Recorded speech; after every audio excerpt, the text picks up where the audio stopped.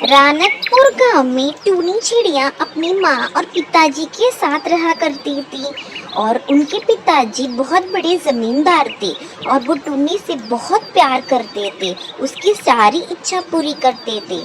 एक दिन टूनी चिड़िया और उसके माता पिता सब लोग मेला घूम के रिटर्न आ रहे थे। तभी रास्ते में उनको दो शैतान चील मिलते हैं और उन चील ने हाथापाई कर कर उनके माता और पिता को गोली चला दी और उनके माता पिता वहीं पर मर गए।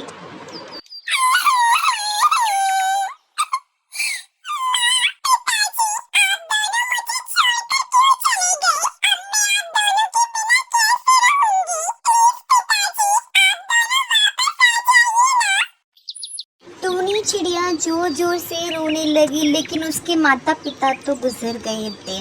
टूनी चिड़िया का इस दुनिया में और कोई नहीं था सिवाय उसकी पड़ोसन सुंदरी कालू कौवी के। जैसे ही सुंदरी को पता चलता है कि टूनी के माता पिता गुजर गए हैं, तो सुंदरी कौवी और उसका बेटा कालू दोनों वहाँ पर आते हैं उसके घर पे प्रॉपर्टी की लालच में। टुनटुनी बेटा, तुम चिंता मत करो, मैं हूँ ना। मैं तुम्हारा बहुत अच्छे से ख्याल रखूंगी और तुम्हें कभी भी भैया भाभी की याद नहीं आने दूंगी। आखिरकार तुम भी तो मेरी बेटी जैसी ही हो ना। हाँ दादी, आप परेशान मत होइए। अब हम लोग आपके साथ इसी घर में रहेंगे और आपको कभी भी अकेला महसूस नहीं होने देंगे। फिर कुछ दिन बीत जाते हैं और सुंदरी कवि चालाकी से टूनी की साइन प्रॉपर्टी के पेपर में करवा लेती है और मैडम सुंदरी के अभी नए नए रूप टूनी को दिखते हैं। जैसे कि टूनी को हर समय वो काम कराती रहती है नौकरानी जैसे। बेचारी टूनी कुछ नहीं कर पाती और रोज रोज घर के झाड़ू पोछे यही काम करती रहती है और अंदर ही अंदर रोने लगती है। लेकिन बेचारी के माँ बाप नहीं थे, वो कुछ नहीं कर पा सकती। टूनी चिड़िया बेचारी गुट गुट कर अंदर ही रोने लगी। एक दिन सुंदरी कवि पार्लर से अपने हाथों में मेहंदी लगाकर आती है और यह कहती है कि अरे करमजली कहाँ मर गई? जल्दी से मेरे लिए ठंडा ठंडा जूस लेकर आ। फिर टुनटुनी सुंदरी कौवी के लिए जूस लेकर आती है। अरे अकल से अंधी, तुझे दिखाई नहीं दे रहा कि मेरे पंखों में मेहंदी लगी हुई है? तो मैं अपने पंखों से जूस कैसे पी पाऊंगी? फिर टुनटुनी अपनी चाची को जूस पिलाने लगती है। तभी वो कहती है, चाची जी, आपके पंखों की मेहंदी तो बहुत सुंदर लग रही है। हाँ हाँ, मुझे पता है, इसलिए तुम मेरी मेहंदी पर नजर लगाना बंद करो। तुझे पता है, उस पार्लर वाली ने मुझे एक मेहंदी का कौन भी दिया है। चाची, आप वो मेहंदी का कौन मुझे दे दो, मैं भी अपने पंखों पर मेहंदी लगाऊंगी। लेकिन सुंदरी कौवी उसे डांट कर वहाँ से भगा देती है। अगले दिन वो अपनी बेटी कालू के साथ बाहर जा रही थी। तभी उस समय सुंदरी के पर्स में से वो मेहंदी का कौन नीचे गिर जाता है और वो दोनों वहाँ से चले जाते हैं। तभी सफाई करते समय जब टुनटुनी को वो मेहंदी का कौन मिलता है,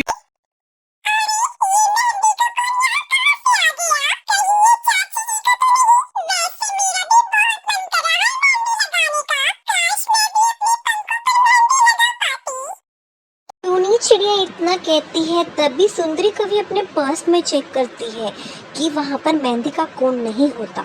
इसलिए सुंदरी कवि कालू को लेकर घर वापस आती है और कोन को टुन्नी के पास पाती है और सुंदरी कवि बहुत ही आग बबूला हो जाती है। तभी कालू कौवा यह कहता है कि देखा माँ, मैंने तो आपसे पहले ही कहा था कि इस टुनटुनी चिड़िया ने ही पर्स में से मेहंदी की कौन चुराई होगी।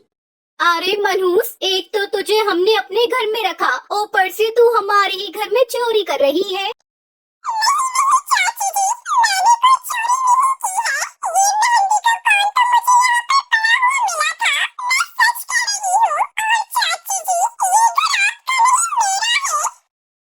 अच्छा, तेरी बड़ी जबान चल रही है। अरे बस बहुत हो गया तेरा नाटक। तू इसी समय मेरे घर से बाहर निकल जा और दोबारा कभी अपनी शक्ल मत दिखाइयो। इतना कहकर सुंदरी कवि टूनी चिड़िया को धक्के मारकर घर से बाहर निकाल देती है और टूनी चिड़िया रोते हुए नदी किनारे एक पेड़ के नीचे आकर बैठती है।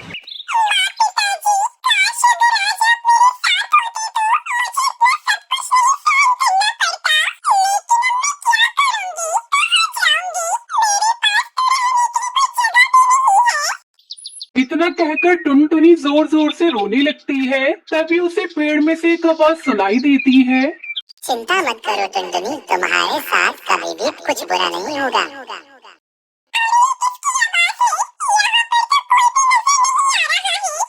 टुनटुनी, मैं एक जादुई मेहंदी का पेड़ हूँ जिसके नीचे तुम अभी बैठी हुई हो।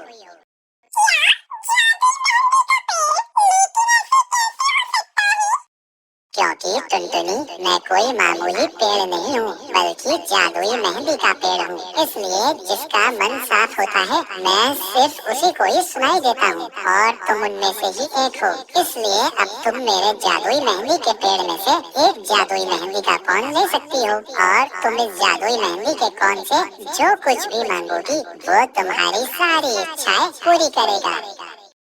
इतना सुनकर टुनटुनी बहुत ज्यादा खुश हो जाती है और वो उस जादुई मेहंदी के पेड़ में से एक जादुई मेहंदी का कौन ले लेती है और उस जादुई पेड़ का धन्यवाद करके एक खाली जगह पर आकर खड़ी हो जाती है और उस मेहंदी के कौन से कहती है।